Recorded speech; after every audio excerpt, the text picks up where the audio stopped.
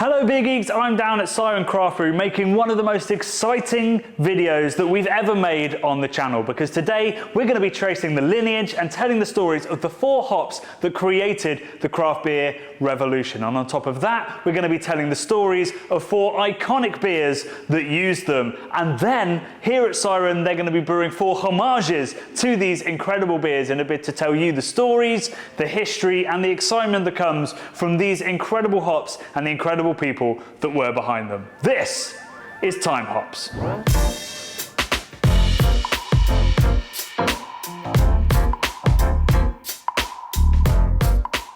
If you're a hophead today, you're spoiled for choice. The incredible range of aromas and flavours available to brewers has created new beer styles, brought in millions of drinkers, and helped build an international industry of farmers purely focused on growing the best hops and releasing ever more aromatic varieties. But it hasn't always been that way. Just a few decades ago, there were only a handful of different hop varieties, and the focus wasn't on their unique aromas and flavours, but all about their bittering potential. In fact, strong aromas was seen as a flaw. It took the vision and bravery of a small group of American breweries and hop growers to change that. People who saw the potential of this beautiful flower to bring something new to the world of brewing beyond just bitter efficiency. It took decades for the revolution to really spread, but these new hops went on to change the world of beer forever. This is the story of the 5 varieties that led that revolution, told by the people who grew them and the people who brewed with them to create iconic beers that inspire modern breweries and farmers today. It starts with one of those breweries, Siren Craft Brew in Berkshire, who have set out to tell those stories in liquid form with 4 beers that pay homage to them all. So Darren, firstly, thank you for having the Craft Beer channel down for this incredibly exciting prospect. When you first messaged us and talked about it, I was like, I wish we'd come up with that idea. But I'll let you introduce it. So tell me all about Time Hops. As a brewery, hops are hugely important to a lot of what we produce here. And I think over the years, people have got used to the fact there have been so many hops that get released and new hops being released all the time. You know, really, if you look at since 2014 onwards, you've got Cashmere, you've got Strata, you've got Equinox, you've got El Dorado, Sabro, Talus. Exactly. So, and it just feels like there's a new one coming all the time. And actually, you don't have to go back that far before you can find huge gaps in that timeline. So we thought it'd be really interesting to explore a project where we can go kind of right back to the roots of what started the hoppy brewing scene as it is now, and try and pick 4 hops, or 4, maybe 5 hops, that tell that story, and pick iconic beers that go with that. And along the way, tell the story that goes with the farmers and with the brewers. What were they trying to do? And along the way for us, learn how they made the most out of those ingredients. So why did you pick the 4 hops/5 hops?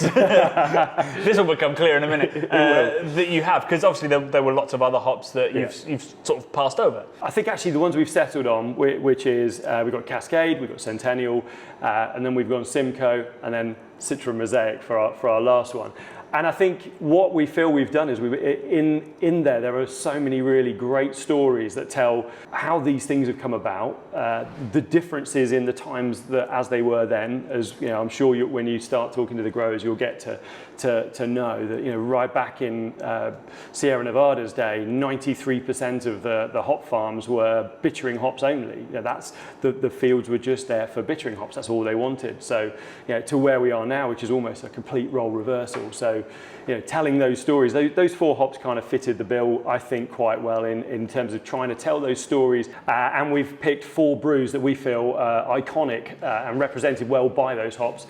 And then we've brewed homages with the help of these brewers to bring out the best that we can of these hops and represent their original beer. It sounds ambitious. So there's no time to lose, and who better to start by talking to than one of the hop growers back in the 90s that was part of this whole story and where it began. The USA is the biggest hop growing nation in the world, and around 75% of its annual crop of 50,000 tonnes comes from the Yakima Valley. And it's not just the quantity that's incredible. This very valley is responsible for some of the most exciting new hop varieties around today.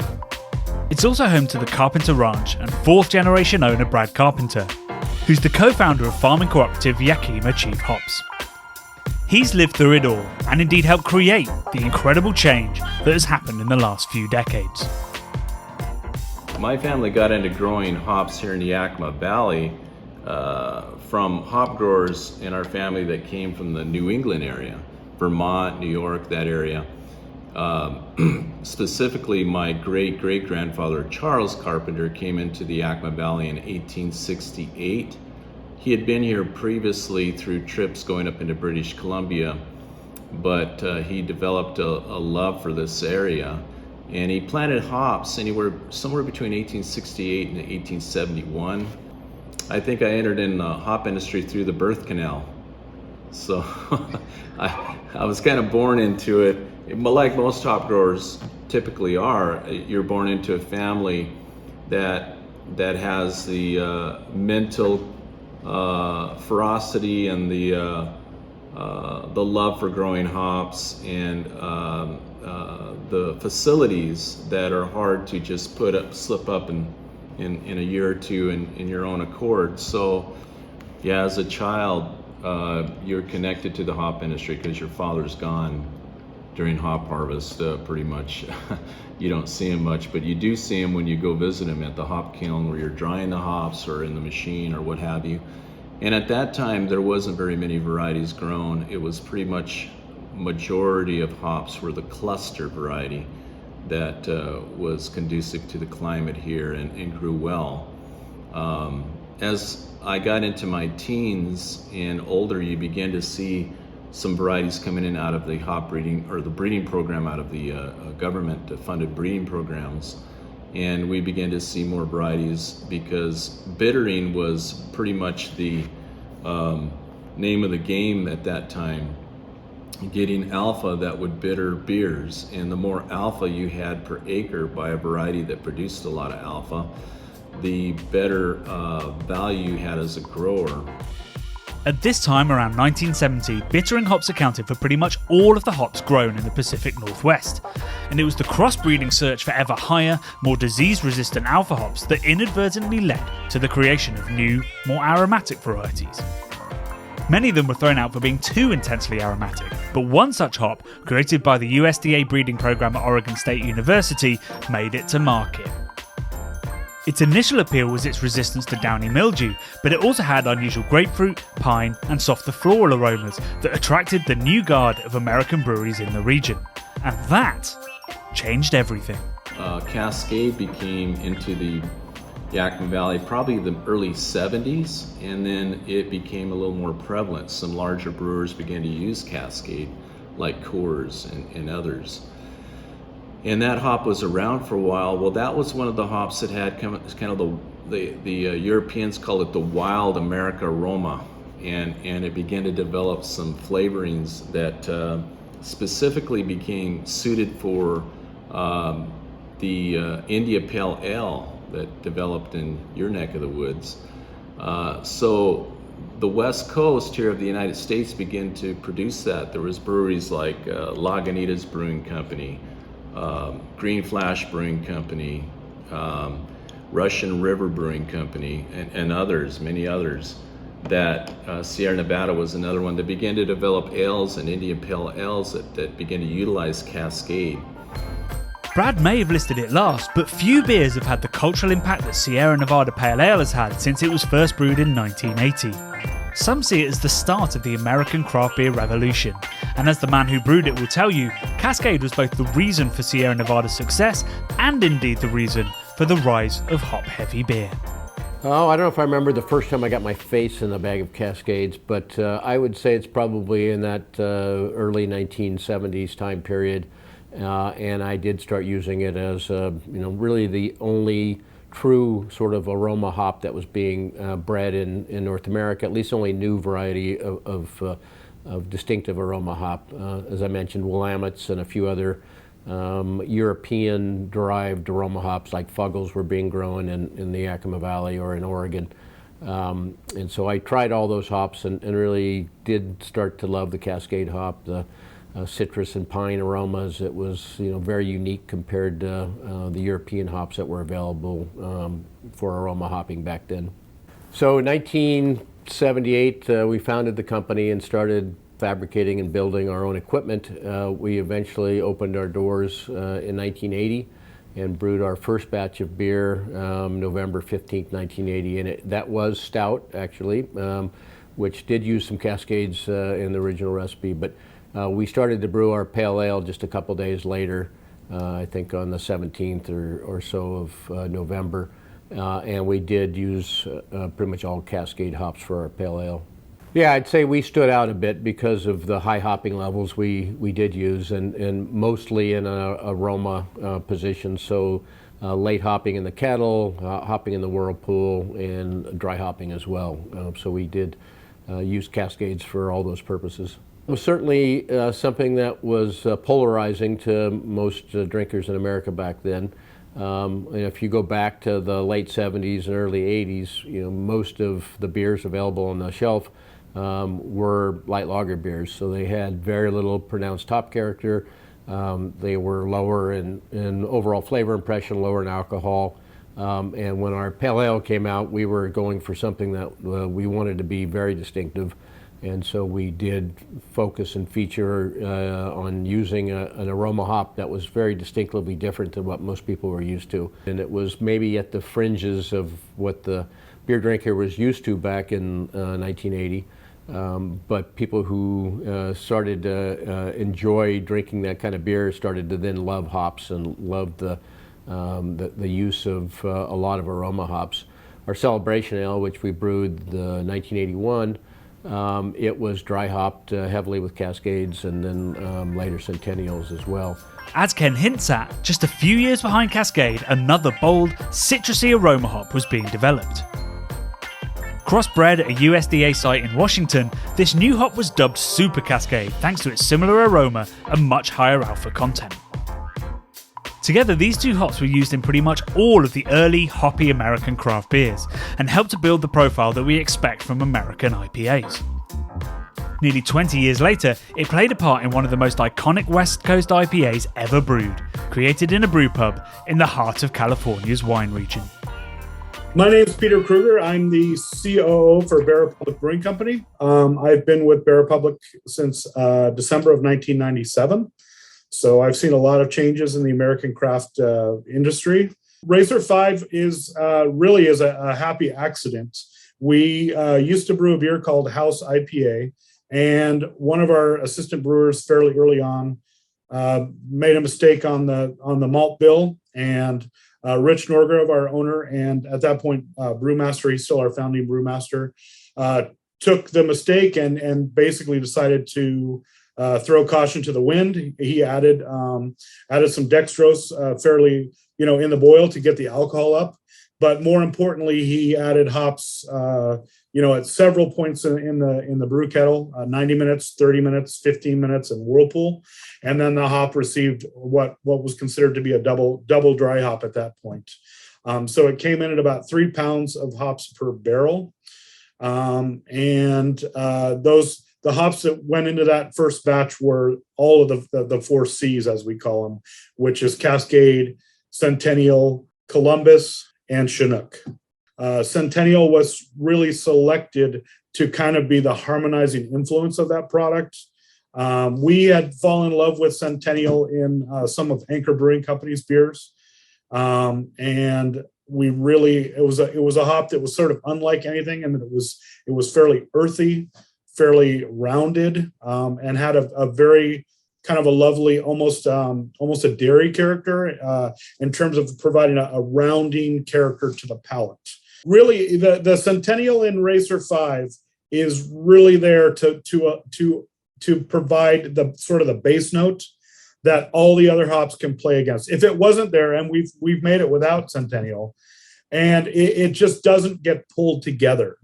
So, the hops they're in discord without that heavy Centennial player.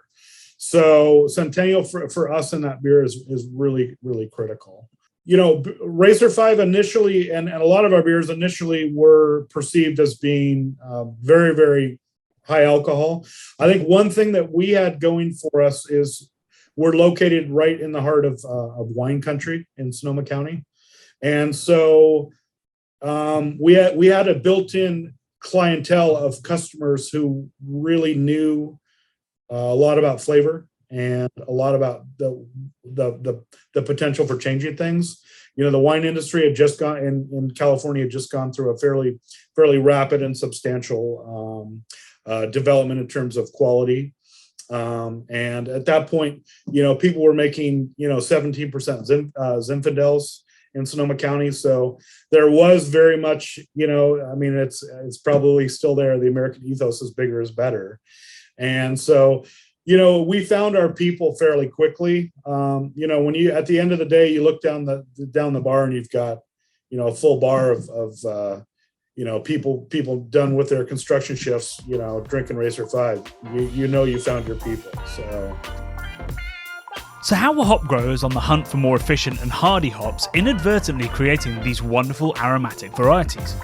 That's what I asked Jason Perrault, one of the founders of the Hop Breeding Program, a joint venture between Yakima Chief and another hop grower and breeder, Bath Haas. So hop breeding is basically a long-term vetting process. So where you're starting with very large numbers of individuals, so high population numbers, and spending the next several years vetting those individuals down to very few numbers. And so it takes about 10 years in a classical breeding program to go from making a cross to where we'll take a selected male and a selected female and collect the pollen from the male, cross that to the female when she's receptive for pollen. At the end of the season, we collect seed from that. So in that sense, they're true hybrids. They're a hybrid between that male and female. One of the interesting things about hops is they are dioecious, like cannabis. There's a separate male and female plant. And when you look out in a commercial hop yard, those are 100% female. And so when we select new varieties, we're looking specifically for the females. The male itself has no commercial value. The flower itself has a different structure and can't really be used in brewing, at least not in an efficient way. So we target those females, but the males obviously contribute 50% of the genetics, so they're very important from a breeding standpoint. So we keep them around just for that. So anyways, we'll make those crosses, and we end up with several thousand seeds from all the different crosses that we'll make, grow those out in a stage gate kind of process, where we'll start with a high number of seedlings, each individual being genetically distinct, put those through kind of a high pressure screening scenario where we're looking for disease or maybe cone type or some other factors that make it easy to see the problems. It's what I like to call fail fast. We want them to fail as quickly as possible, and then move them into another stage where they'll be evaluated for about a 3-year period as individual plants. And again, looking at them from the on a tall trellis from the standpoint of what are the yield, what is the agronomics, and really that's kind of the first most important factor, right? Does it pass kind of the test with regard to the agronomics and whether or not it can be economically successful? And then at that point, we can start looking at the aromatics and the brewing quality from a chemistry standpoint and determining whether or not there's any value there. And if there is, after 3 years, we make another round of selection and go into what we call the advanced stages of the program, where we're looking at multiple hills and multiple locations, usually getting enough volume to start doing some test brewing, further analytics, and so on. Again, just vetting for the yield, vetting for the brewing quality, vetting for disease response, and so on, to see which ones are the best performers. And then after that, we go into what would be considered a lead or commercial stages. At this point, we're in years usually around 8 to 9, and we're looking at it at a larger scale, more in commercial side. And that's where we'll really start working with several brewers, trying to determine the value in those potential new varieties. When it's all said and done, from start to finish, we're probably going to select, the success rate in terms of going from cross to new variety. The success rate is probably less than, less than 1/100% or something like that. It's ridiculously low success rates. And so we kind of joke that in essence you have a really depressing job to where you kill basically 99.99% of your life's work, but it's really about those individual successes. Despite the rise of Cascade and Centennial and the many beers that were putting them front and centre, aroma hops still accounted for a tiny amount of the hops grown in America. In 1996, just a third were considered aroma hops, but something big was coming round the corner. This time a new cross from the hop breeding program at Yakima Chief. This hop was again bred for its big bittering ability, but as it turned out, Simcoe was destined for something greater. We were really trying to get a foothold within the brewing industry as an alpha hop at the time. Unfortunately, it had two things kind of working against it. One was the aromatics, while they were good, it was very pungent and very different than what brewers were used to working with at the time. And also, the yield wasn't quite as good as the so-called super alphas, which were also getting a foothold at the time, the Columbus, Tomahawk, Zeus, the whole CTZ complex. And so we were having a difficult time really getting it to compete in that realm. And then when you tried to then place it into more of an aromatic position or a variety specific alpha position, it wouldn't play because it was too pungent, it was too distinct. And so the brewers at the time, the prevailing beers at the time, it just didn't have a place. Russian River played a real key role in Simcoe's early history. And if you track the success of Simcoe, it tracks really well with the growth and success of Pliny the Elder as well.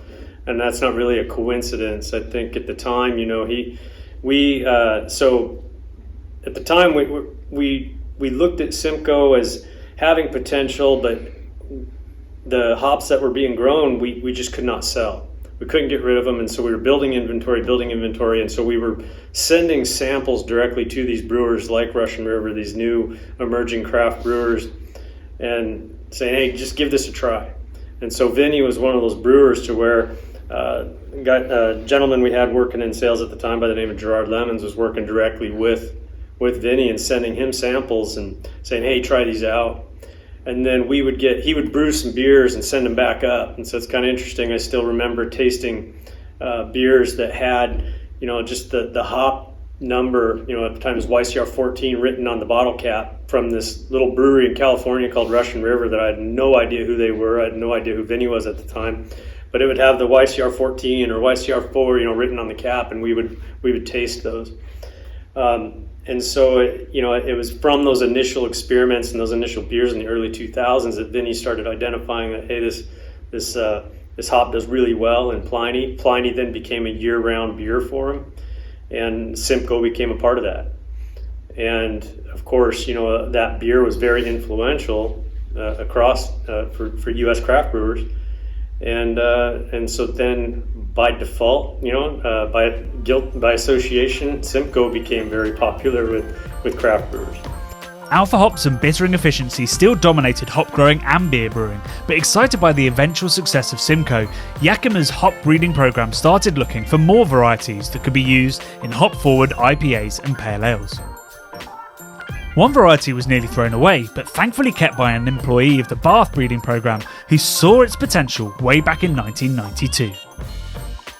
So Citra was developed from a cross that was made clear back in 1992 by Gene Probasco. And again, it was another example of a hop that was kind of before its time, so to speak.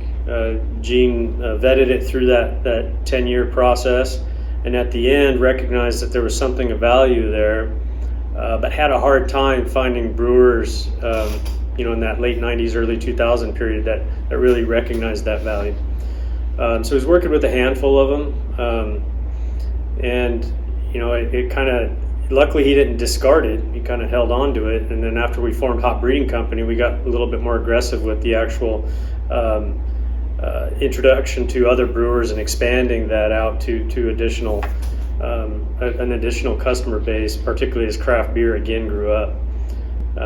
We started to see particularly success in hops like Simcoe. Amarillo was another one at the time that was really starting to see some success in hop forward beers, and we recognized, and the brewers we were working with at the time recognized that Citra played really well in that space. Had a beautiful aromatic. It really kind of started taking on a life of its own. As it started making some incredible beer. Beers made with it won a couple of medals at the World Beer Cup and a couple other places. From our aspect of Citra coming out of Hop Breeding Company, our family planted about 20 acres of it. And believe it or not, that was, I think, in 2006. And then we gave it the name Citra. And we actually had excess hops that first year. And and so, it was still new, it was still getting on the market, people didn't know about it, and eventually, you just couldn't get enough of it. Citra had an immediate impact on the craft brewing scene, being picked up by several luminaries who loved the focused citric aroma and its versatility, being great at bittering, late in the boil, in the whirlpool, and as a dry hop. And just a few years later, a descendant of Simcoe came along that was just as good, but even better when paired with Citra. In fact, the pairing's so good, it's become perhaps the most popular combination for IPAs today. Mosaic was developed in a cross that I made in 2001 between Simcoe and a male that had as I recall, it was a Nugget CTZ background. The intent of the cross at the time was to key in on the aromatic quality of Simcoe with higher alpha and disease resistance and better yield.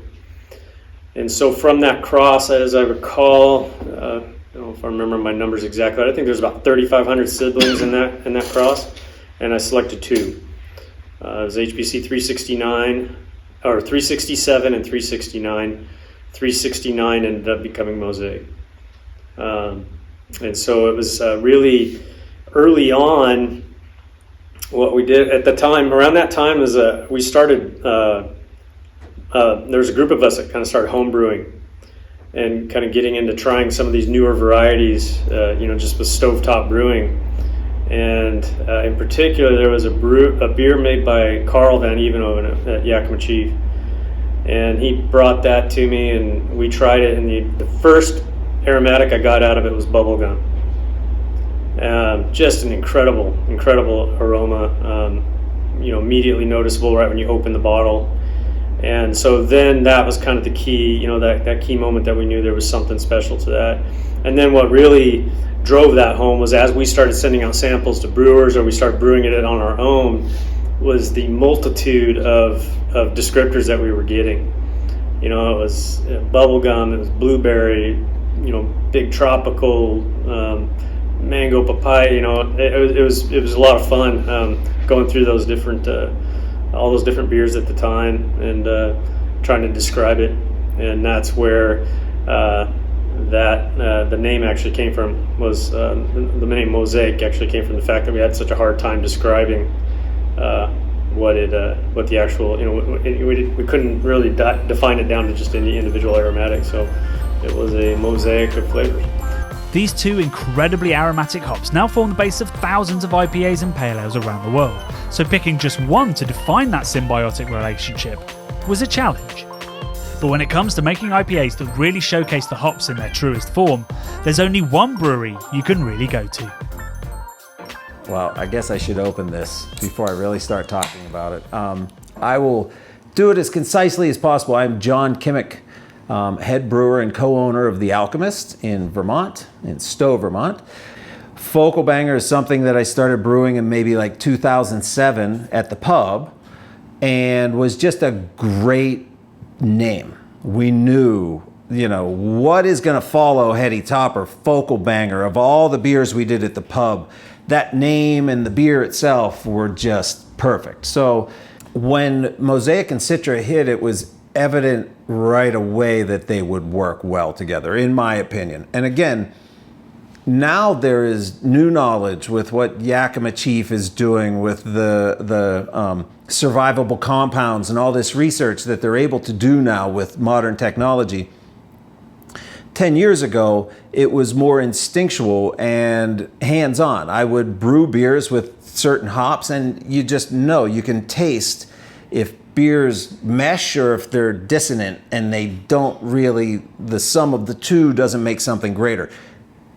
Citra and Mosaic are kind of, in my opinion, I mean, they were such a natural pairing because of what each brought to the palate of the beer. It was kind of a no-brainer. Just a few years later, in 2012, the switch finally happened. For the first time in centuries of US hop growing history, more aromatic hops were grown than bittering ones. Not only was that a poignant moment that demonstrated just how far the craft beer industry had come, it also meant greater opportunities for brewers. That greater volume of hops, and therefore wider variation in aroma and flavour between and within those varieties, means brewers can now select the exact profile they're looking for. For many, that means the ability to create a consistent product, while for others it means the ability to create different vintages of the same beer. I know what I'm looking for when I'm selecting those hops, but at the same time, I don't pen myself into this is what is going to be Focal Banger forever. Because a lot of breweries do that. Once they decide, that's it. These are the kind of Citra we're going to buy every year. I'm not like that. If I am doing my selections and I've got 8 to 10 of each variety, I can quickly pick which ones I don't want, but then you start getting into the real fine details of each one, when they were harvested, different oil contents, stuff like that, and you really can fine tune, and I will gravitate toward what lights me up at the moment. I don't need to be like, I want Citra with a beautiful, clean orange citrus.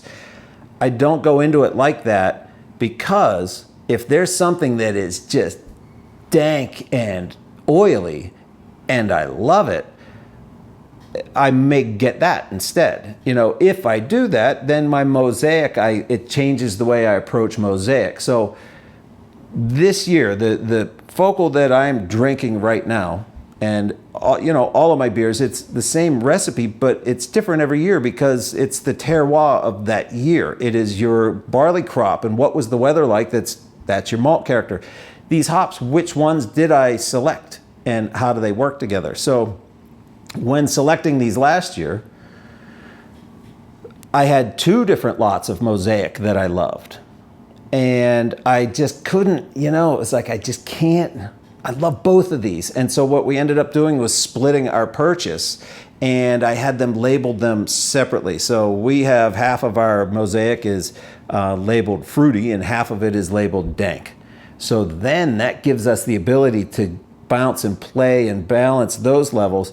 And my Citra, the Citra was just gorgeous this year that I selected. Very bright citrus character, but again, it's got this layer of dank weed that is not as predominant, but still there. So for me, when I open my beer, either out of the can or when I pour it, when I smell that, what I am looking to convey to our customers is what I get when I razor open a bag of our select hops and you put your face into that bag, and it is heaven.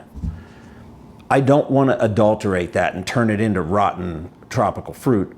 I want to give you that resinous, beautiful essence of the hops.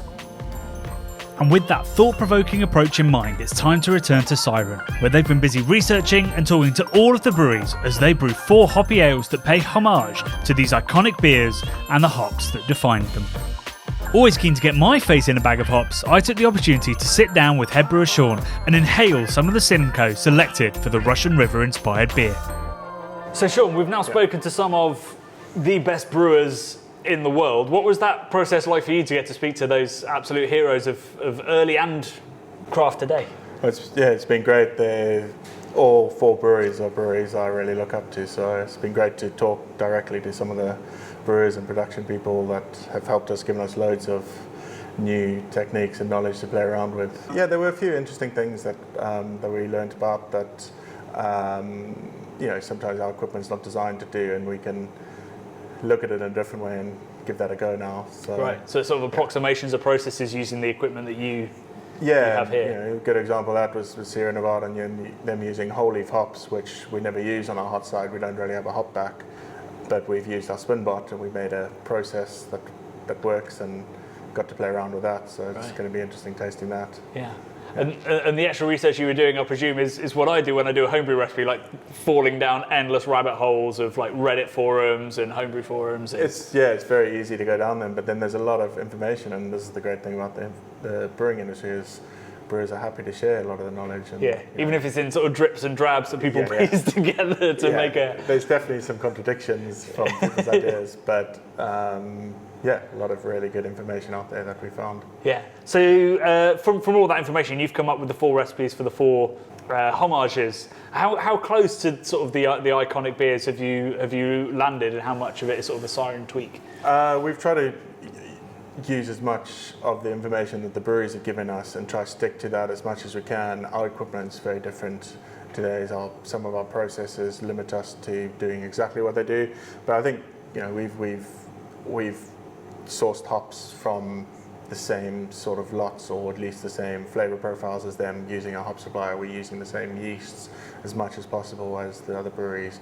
So everything we can control, we're trying to. So like on paper it's going to be similar, and then in reality there's going to be some variations. Yeah, you're always going to get variation from equipment. Our water will be different. We can manipulate our water really well now, but it's still going to be slightly different. We're going to have to compromise on a few little things, which will make it a unique beer to Siren. But in some ways that's the joy of it. And exactly. We're never going to be able to recreate it exactly, I think, but we're going to try have a good go at it. Yeah. So one of the ways that you've been doing that, like you hinted, is by trying to not only select the hop varieties that are being used by these breweries, but also the specific lots. Yes. So literally down to the farm and to the processing plant. So I've been smelling it the whole time that we've been talking, so I know this is Simcoe. What can you tell me about these 2 different lots that we have? So what we got to smell today is the lot that we're using at the moment, that we use in generally most of our beers. So this is like the Siren allocation this year. This is what your Simcoe is. Yeah, and this is what we've got. And then the second one we got to rub and smell is the closest we can get to the Simcoe that's been used in the Time Hop Simcoe beer. Right. So what Russian River might use. Yeah. To mirror. Well, let's start with the Siren one. So what have you picked up from this in using it and from in your hand now? So I think it's on the Danker side. Normally there's a bit of citrus, there's a bit of mixed tropical fruit as well, but there's still that oily dankiness, and you can feel they're quite sticky. Yeah, it feels really, really oily, but it's a really complex hop, I think. Yeah. Simcoe in general, but this one, because it's first I get kind of zestiness, but it is mostly tropical once you really stick your face in it. It's really nice and juicy, which I guess suits a lot of the beers that you guys make, although you do make a lot of West Coast styles. Yeah, increasingly too. And sometimes the aroma you pick up, you can relate to like a colour. Yeah. And pink is definitely the colour. You're getting pink from this hop? Yeah, for some reason. I'm going to have to go back in. Which is maybe because I want it to smell like grapefruit. You want pink grapefruit from it, yeah. Even though I don't think the grapefruit is the dominant thing here, but we talk about it a bit when we do sensory and stuff, more just like anecdotally, but like you suddenly will get something that will take you to a colour. So what about this one? Tell me the flavours and aromas, and then we'll not flavours, don't eat it. The aromas, and then we'll see what colour you also pick out. Yeah. Well, I'm hoping it's going to be pink, because I think the conversations we've had with Russian River on this is around pink grapefruit with a bit of the pine and resinous in the back. I think zesty is a bit more on this one, for sure. And this one feels like really, really floral once my face is in it. Like almost sort of like not tea, but sort of like dried citrus fruits rather than sort of the juicier citrus that we got from the first one. It'll be interesting to see how it comes out in beer as well. Once we brewed with it, dry hopped with it. Of course, it presents different, because it feels like this one's going to be in a beer, quite sticky, tropical, overripe. Whereas this one actually does genuinely, the aroma reminds me a little bit of being on the West Coast, of things like Racer 5 and Pliny, and these much drier, slightly caramel driven beers where the sweetness comes from the malt rather than perceived from the hops, and the hops are adding spikier or floral notes that sort of cut through that. And you've been doing this process across all 4 of the beers, so making sure that you were trying to get similar allotments? Yeah, we've been each working one? with our hop supplier, who is Yakima Chief Hops, who works with all these breweries as well. So they've got access to seeing what lots they take. They've got sensory spider diagrams of all their lots and are helping us pick as close as we can to what they've got and working with that. So it's been great to get our hands on different hops and having different lots in at the same time to be able to compare them. Yeah. Right, so the hops have been selected. They're smelling absolutely beautiful, and Sean and the team have done the best job they possibly can to do these beers justice. And now it's time to actually brew these beers and get them ready for the festival where these are all going to be poured. So I'm going to make a nuisance of myself on the brew day and film some bits, and we'll see you for a tasting in a little bit.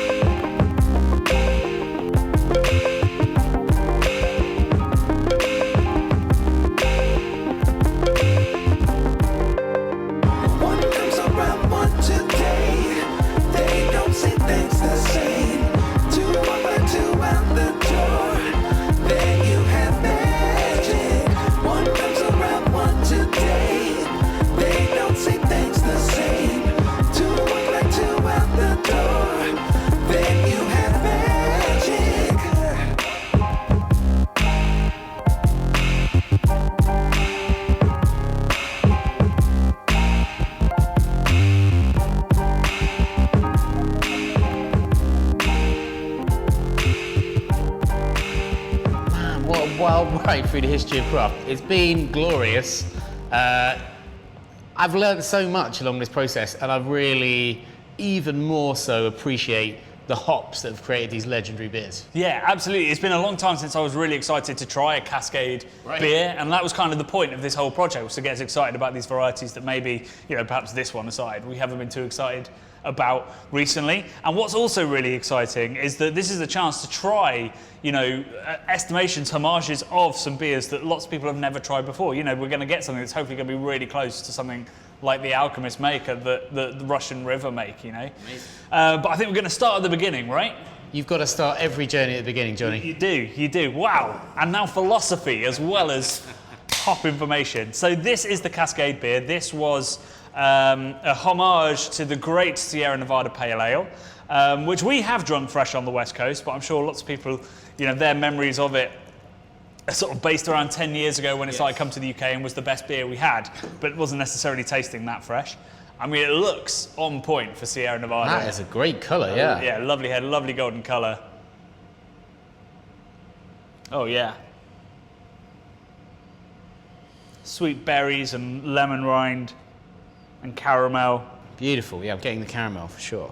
Smells really lovely, with a little kind of woody edge, like not necessarily pine, it's a bit more earthy than that. Yeah, it's not super duper piney, Yeah. but it's, you can definitely tell.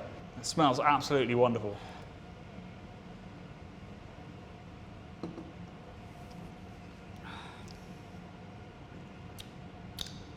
And It's cracking. what a wonderful little American pale ale. Like loads of that Cascade character, lovely kind of lemon rind, berry. Exactly what there was on the aroma is exactly there on the palate. Yeah, it's really come through, hasn't it? Yeah, and it's sort of, with a single hop beer like this, it's also, it's really dialed in and focused. It's not like, oh, is that passion fruit or this or that or this or that. It's like, that tastes of Cascade hops. That is kind of the glory, I think, of doing this process, of just focusing in on one hop, is that you really get to experience what it brings to a beer. Yeah. It's amazing. Yeah, and that is a wonderful expression of Cascade. And that, whew, I mean, I've been waiting for years for the UK to produce a beer like that, and now it's here. It's super crushable, sessionable. Yeah. It's brilliant. And I know that some were a little bit worried that they weren't going to quite get the aroma with the equipment that they have and the use of whole hops, but actually, you know, that dry hop that they added is just, it's just making it really pop. Singing. It's really lovely without destroying the drinkability.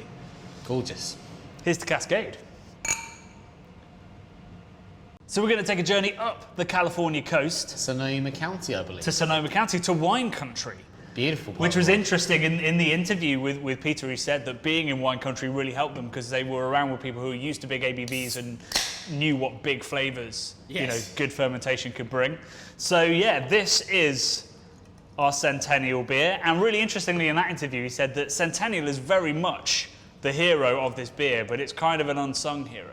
So we're going to get the other hops that are in this, like Chinook. We're going to get big citrus, big dankness, but we're also not necessarily going to pick up on a lot of Centennial, but that's what marries it all together. So we're going to have these massive aromas, but hopefully it's all going to meld. It's the glue that binds everything. The glue that binds everything. Beer is that for sure.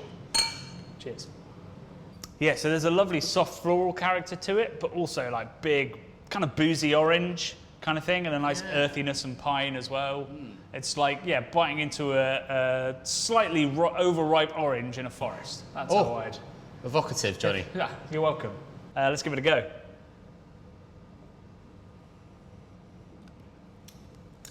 Oh, wow. Bitter.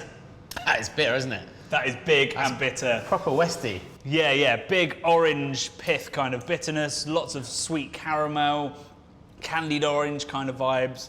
That's absolutely great. Like this one, I think if anything was wrong with this, it lacked a little bit of bitterness. Yeah. This does not lack any bitterness. This is literally like a time machine taking me back to drinking Razor 5. 10 years ago, probably, one of my gateway beers, along with Sierra. But certainly Razor 5, I always found incredibly exciting when I found a place that sold it over here. So the thrill of the chase, and then the hops are so invigorating. Like it's almost like when you eat something spicy and you get a bit of a woo. Yeah, it kind of knocked the socks off me there a little bit because I was not expecting that bitterness. Yeah, it took a little while to come in. I was like, wow, it's proper like blood orange, like the San Pellegrino like blood orange ones where it's properly bitter. Yeah, it's almost and then like it's sweet afterwards. Grapefruit bitterness, almost. It's that kind of bitter, isn't it? That is thrilling and wonderful, and you can just see that little soft floral character. If you didn't have that, it would be too much, but the Centennial is just rounding it all out. Exactly. It's really nice. Yeah, it's beautiful beer, that. So now we're kind of coming up to date with the hops that are very much loved, but owe so much to these two. And we're going to drink a beer. You know, do you remember we did, right, pretty much at the start of the Craft Beer Channel, we tasted Pliny the Elder and Heady Topper and put them against each other. And now, like 7 years later, we're going to be doing it again, but in homage form. Mind-blowing stuff, Johnny. So this is the Simcoe Time Hop. Which was the recipe Vinny at Russian River helped the guys with this, and with the selection of the hops as well. And this is the hops that I was sniffing with Sean, head brewer at Siren, earlier in the video. So I'm excited to see how much of that lovely kind of floral, citrus and slightly juicy character is in it. So it's pretty hazy. Yeah, hazier than you'd expect from a double West Coast IPA. I don't think Vinny would settle for that, but there's no reason to think that a hazy beer won't be delicious. Juicy lemon curd I get off of that. Really lovely citrus. Very citric. And then a little hint of kind of honey and floralness behind it as well. But yeah, lemon meringue. I did not expect that from the Simcoe that we sniffed. No way. But it smells incredible. Really lovely. Cheers, buddy. So that's got that kind of crazy, perfectly balanced bitter sweetness and drinkability that Pliny has, where you drink that and you'd never know that's 8%. No way. That's as drinkable as that. It's dangerously crushable, that's what it is. Because you're right, it's in perfect harmony. the sweetness, the bitterness, working together, elevating the booze levels to insanity. And I think that beautiful balance is why some people go back to West Coast IPAs and don't quite get it. They're like, why isn't this blowing my socks off? But West Coast IPAs, believe it or not, the great ones, the ones that have stood the test of time, were all about balancing that beautiful citrus and pine hop aroma 100%. With some decent malt character. That's hype worthy. That's delicious. That's a very good Pliny homage. Beautiful. So the final beer, Citra Mosaic, the hype combo. Oh. This beer, the hypiest of hype beers. It is pretty much. All great IPA, great New England IPAs probably involve these two hops, but probably not this level of bitterness, not these water chemistries, not these malt varieties that are being used that make this beer incredibly special. And of course, the yeast that's going in is going to contribute so much, because that's so much of Alchemist's character, both folklore-wise and in reality. Let's see what we get from this classic combo. just all out over fermented tropical fruit. Just want to dive in there. Yeah, it's like a sort of really ripe rainforest, isn't it? Yeah. Everything's ready to burst. It's a gorgeous smell, but also there's lots of dankness that John would have appreciated. Loads, like, bordering on weed, right? Sticky icky. Yeah. It's got some sticky icky going on. Yeah, some properly dank weed kind of notes to that, which is glorious and umami-esque. And it's such a heady combo, isn't it? Like yeah. Tropical stuff and that dankness together is like... Which is why Heady Topper is just such a great name for the beer that sort of inspired this. Yeah. Cheers. Cheers.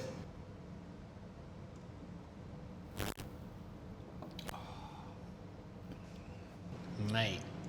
Massive bitterness, loads of lovely kind of tropical fruit character, a little bit of honey and biscuit from the malt, but not a lot. No. You know, it's just enough to balance it out.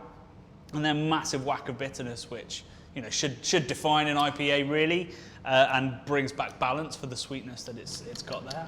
That is a juicy banger if ever there was one. I think of all of these three, I think John would be the happiest of the original brewers of these. I think that is bang to style. Yeah. It's absolutely stunning. That's amazing. It's amazing. That does take me to Vermont. That does take me to, particularly because these beers are so fresh. When we were drinking stuff off of the tank at the Alchemist and everything was a bit too green, we were like, whoo! It reminds me a little bit of that in a really joyous way. Fantastic. They've just done an incredible job of representing these hops, of representing these breweries, and of getting me excited about Cascade. And I mean, Centennial I've always loved, but you know, Cascade I've fallen out of love with a little bit, like I think most of the world. And now, if I see Cascade on the label, I'm going to be so excited to see it. And it's also thrilling, absolutely thrilling that in the UK you can get hold of, you know, these 4 hype beers bang fresh right now. Yeah, I think it's exciting to obviously, hopefully you're watching along and you're drinking along, and you're tasting history right here. Yeah. From the very start right up to where we are today. Exactly, 1980 to 2009, told in liquid format. That's a history lesson in 4 cans, mate. It's what school should be like. It's what school should be like. On the Craft Beer channel, we've been telling the story of how craft beer came to be for a long time. But it's only after taking part in the Time Hops project and making this film that we've come to appreciate just how remarkable that story is. The small set of forward-thinking farmers and brewers we've spoken to over the last few months laid the foundations for a revolution that changed hop growing, brewing and drinking culture forever. And they continue to innovate with new hop varieties coming out each and every year from all around the world. It's so exciting to think that one of these varieties, or even one still growing its first few flowers in a trial right now, might go on to change the brewing scene all over again. For now though, there's never been a better time to be a beer drinker. So if you get hold of the Time Hops beers or one of the originals in this documentary, make sure you take a second to appreciate the bit of history in your hand.